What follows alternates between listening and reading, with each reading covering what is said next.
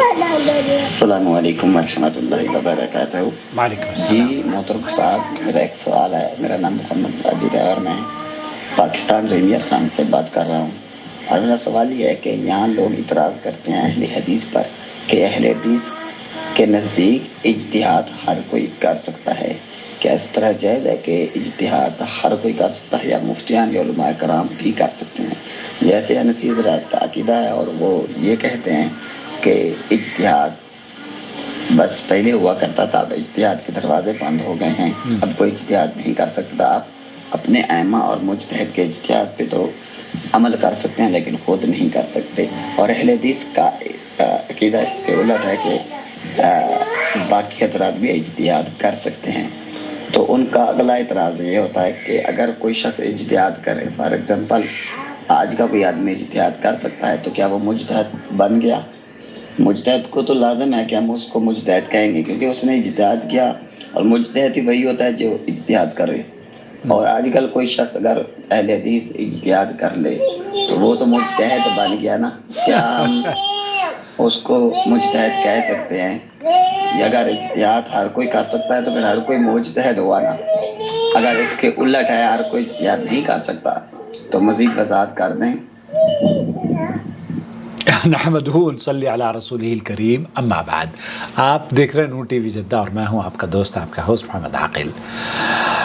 سب سے پہلے تو آپ کا خیر مقدم ہے اگر آپ پہلی مرتبہ ہمارے چینل پر تشریف لائے ہیں۔ مجھے امید ہے کہ اس سفر میں آپ ہمارے ساتھ رہیں گے، ہماری ویڈیوز دیکھتے رہیں گے، چینل کو سبسکرائب کر لیں گے، اور اس کی خوبصورت ویڈیوز دیکھنے کے بعد دوسروں کے ساتھ شیئر بھی کریں گے۔ اجتہاد کے مسائل پر یہ تفصیل طلب معاملہ ہے، لیکن اختصار سے شیخ ابن باز رحمۃ اللہ علیہ سے پوچھا گیا تھا، انہوں نے جو جواب دیا وہ بھی میں آپ کی خدمت میں پیش کروں گا۔ البتہ بہت مختصر سا تعارف، اجتہاد انسانی زندگی میں پیش آمدہ مسائل کے بارے میں الہامی رہنمائی کے لیے اس انتہائی ذہنی کد و کاوش کا نام ہے جس کا مدار تو کتاب و سنت ہی ہوتے ہیں، لیکن مجتہد کو اس بارے میں کتاب و سنت کی واضح صریح نصوص نہ ملنے پر کتاب و سنت کی وسعتوں اور گہرائیوں میں اترنا پڑتا ہے، اور اگر غور و فکر کی گہرائی اور گہرائی شریعت کی مہیا کردہ رہنمائی کی تلاش کے لیے نہ ہو تو اسے اجتہاد کی بجائے تدبر کہا جاتا ہے۔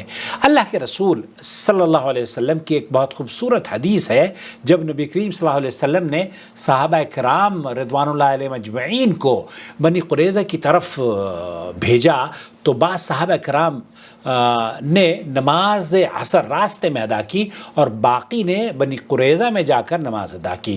راستے میں نماز عصر ادا کرنے والوں نے اجتہاد کیا تھا، اور نبی کریم صلی اللہ علیہ وسلم کی آپ علیہ السلام نے چونکہ یہ حکم دیا تھا کہ آپ عصر کی نماز وہاں جا کر پڑھنا، تو آپ علیہ السلام کے اس حکم پر عمل کرتے ہوئے دو فریق ہو گئے۔ ایک نے تو کہا کہ وقت پر نماز پڑھیں گے، اور دوسرے نے کہا کہ ہم وہیں جا کر نماز پڑھیں گے۔ تو آپ علیہ السلام کے پاس یہ دونوں موقف بیان کیے گئے۔ تو ایک تو یہ کہ راستے میں نماز عصر ادا کرنے والوں کے نے اجتہاد کیا تھا، اور نبی کریم صلی اللہ علیہ وسلم کو اس کی اطلاع ملی تو آپ صلی اللہ علیہ وسلم نے خاموشی اختیار کی، اور ان کے اس فعل پر ناراضگی کا اظہار نہیں فرمایا۔ تو یہاں یہ پتہ چلتا ہے کہ اجتہاد کس چیز کو کہتے ہیں، یہ میرے خیال سے وضاحت ہو گئی ہوگی۔ بہرحال اب یہ کہنا کہ اجتہاد کا دروازہ بند ہو گیا ہے تو بہت معقول بات شیخ عبدالعزیز بن باز فرما رہے ہیں، وہ آپ کی خدمت میں پیش کرنا چاہتا ہوں۔ من قال ان باب الاجتهاد مقفول في هذه الازمه من قال ان باب الاجتهاد في هذه الازمه مقفول من قال ان باب الاجتہاد مقفول فی هذه الازمنہ، تو اس زمانے میں اجتہاد کا دروازہ بند ہے۔ شیخ صفی الرحمن مبارک پوری بہت خوبصورت بات کیا کرتے تھے کہ آپ سفر میں نکلے ہیں، رات کو آپ کو پتہ نہیں ہے، بلکہ ایک سوال کا جواب دیتے ہوئے میں نے شیخ عبدالعزیز بن باز کا بھی فتویٰ نقل کیا ہے کہ آپ جہاز میں سفر کر رہے ہیں، آپ کو پتہ نہیں ہے کہ قبلہ رخ کدھر ہے، اب آپ کیا کریں گے؟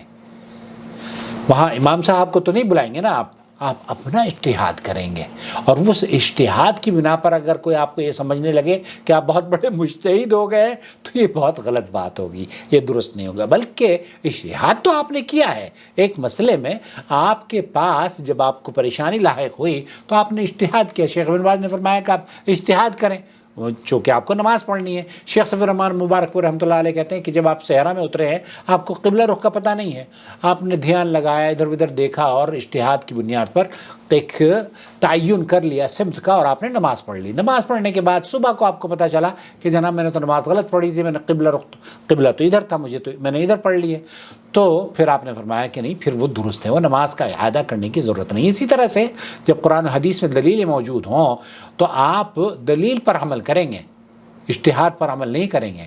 اب یہاں یہ ہوتا ہے کہ ہم ائمہ کی بات کو قرآن و حدیث پر مقدم رکھتے ہیں، اب یہ کہتے ہیں کہ جناب ہم ائمہ کی بات مانیں گے، اجتہاد کیونکہ انہوں نے کیا ہے۔ جب حدیث موجود ہے تو اجتہاد کی پھر ضرورت نہیں ہے۔ جب حدیث واضح ہو گئی، دن نکل گیا، ڈائریکشن آپ کو پتہ چل گئی، تب پھر آپ اجتہاد کو اپنے گھر پہ بٹھا کے رکھیں، پھر آپ مجتہد نہ بنیں، اپنے آپ کو امت کو گمراہ نہ کریں۔ تو شیخ ابن باز سے پوچھا جا رہا ہے کہ اس زمانے میں کیا جو اجتہاد کا دروازہ ہے وہ بند ہو چکا ہے؟ ما عنده مقبول عنوان ذلك ما عنده خبر، شیخ فرما رہا ہے کہ یہ تو آدمی پاگل لگتا ہے مجھے، ما عنده خبر مغفول عنہ عن امثالہ، تو یہ آدمی حواس باختہ لگتا ہے، اور اس جیسے آدمی ہی شیخ کہہ رہے ہیں کہ اس جیسے آدمی کو پتہ نہیں ہے کہ اجتہاد کا دروازہ یہ سمجھتے ہیں کہ بند ہو گیا ہے۔ مغفول عن أهل الجهل، مغفول عن اہل الجہل، ہاں کہہ رہے ہیں یہ دروازہ جہلا کے لیے بند ہے، بالکل صحیح بات ہے۔ یہ دروازہ شیخ بن باز یہ کہہ رہے ہیں کہ یہ دروازہ جہلا کے لیے بند ہے۔ ایک چیز اور آپ کی خدمت میں یہاں دوبارہ سن لیجئے اس کو، مغفول عن أهل الجهل، عن اہل الجہل، مغفول عن اہل الجہل، جو جاہل ہیں ان کے لیے یہ دروازہ بند ہے۔ وہ مغفول من اہل العلم، تو جو اہل علم ہیں ان کے لیے یہ دروازہ بند نہیں ہے۔ اہل حدیث الحمدللہ اہل علم ہوتے ہیں، ان کا تو مذہب، ان کا تو مسلک، ان کا تو مشرب، ان کا تو جو طریقہ کار ہے قرآن و حدیث ہے۔ 0590827645 دیکھیے کون ہے۔ السلام علیکم۔ ہلو، السلام علیکم ورحمۃ اللہ۔ وعلیکم السلام ورحمۃ اللہ وبرکاتہ۔ عاقل بھائی، میں سلمان بات کر رہا ہوں، فیان بھائی نمبر دیا آپ کا۔ جی بھائی فرمائیے۔ ایک چھوٹا سا مسئلہ پوچھنا تھا عمرے سے متعلق۔ جی جی بولیے۔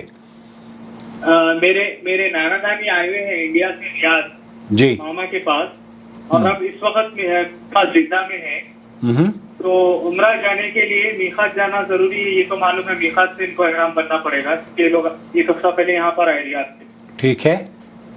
میقات آلریڈی کراس کر کے آگے بغیر احرام کیے لوگ، تو ابھی پھر عمرے کے لیے ان لوگ کو واپس میقات لے جانا ہے، یہ معلوم ہے میرے کو۔ لیکن آج چھوٹے بھائی ہمارے عمرہ جا رہے تھے، تو عمرہ تو بعد میں کریں گے، آج حرم میں نماز پڑھ لیں گے بلکہ ایسا ارادہ ہوا تھا، جی تو اس کے اوپر کوئی ریسٹرکشن ہے کیا، پوچھنا تھا میرے کو۔ میرے بھائی، آپ جو یہ کہہ رہے ہیں کہ آپ کو علم ہے اس بات کا کہ عمرے کا احرام باندھنے کے لیے انہیں میقات جانا پڑے گا، یہ میرے خیال سے آپ کو شاید علم نہیں ہے۔ ایک آدمی جب آپ میرے چینل کو سبسکرائب کیا، آپ نے چینل دیکھتے ہیں؟ نہیں یار کیا یہ کہاں، کیا چیز، کیا بولے؟ نہیں کیا، میں کر لوں گا، آپ کے چینل کے بارے میں نالج نہیں ہے، فیان بھائی سے ڈائریکٹلی کانٹیکٹ نمبر لیا آپ کا۔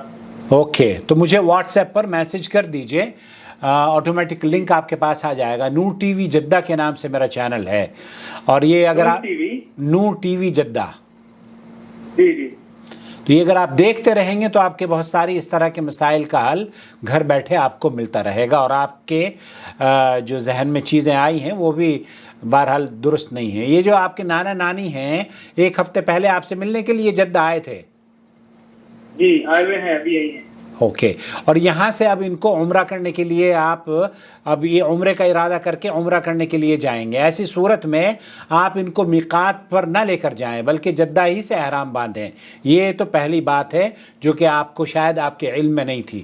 جو آدمی اپنے کسی غرض سے جدہ میں آیا ہے، اپنے رشتہ دار کے یہاں ٹھہرتا ہے اور یہاں سے پھر وہ عمرہ کرنے کے لیے جانا چاہتا ہے، تو ایسی صورت میں وہ جدہ ہی سے احرام باندھے گا، اسے میقات جانے کی ضرورت نہیں ہے، نمبر 1۔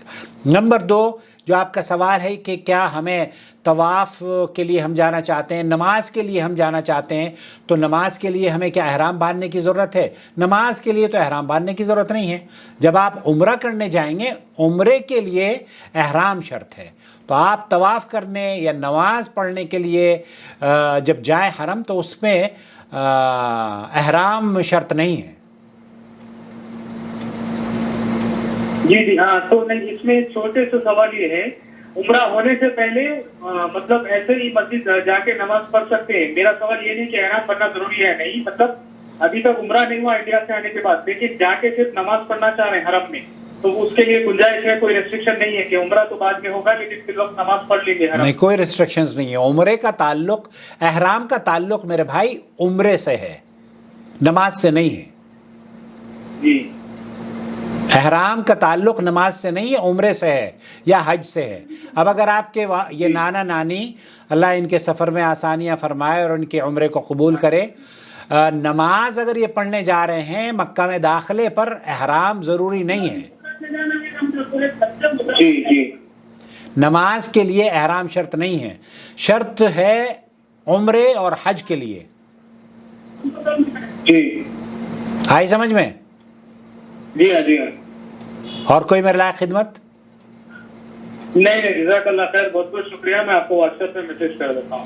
بہت شکریہ آپ لنک شیئر کر دیجیے، وہ آٹومیٹکلی آپ کے پاس آ جائے گا۔ آپ اس طرح کے سوالات وہاں پر ہم ڈسکس کرتے رہتے ہیں، اور دیکھیں اس کو جڑیں، اپنے نانا نانی کو بھی کہیں کہ، اور اپنے بھائیوں سے بھی کہیں کہ اس سے جڑیں چینل سے، ٹھیک ہے؟ ٹھیک ہے، ٹھیک ہے، جزاک اللہ خیر، بارک اللہ فیک، والسلام علیکم ورحمۃ اللہ وبرکاتہ۔ وعلیکم السلام ورحمۃ اللہ۔ چلیے، بہرحال یہ اس طریقے کے سوالات آتے رہتے ہیں اور میں جوابات دیتا رہتا ہوں حسب میرے علم میں جو بھی چیزیں ہیں میں شیئر کرتا رہتا ہوں۔ تو یہاں ہم بات کر رہے تھے شیخ عبدالعزیز بن باز رحمۃ اللہ علیہ کی، ان سے وہ یہی کہہ رہے ہیں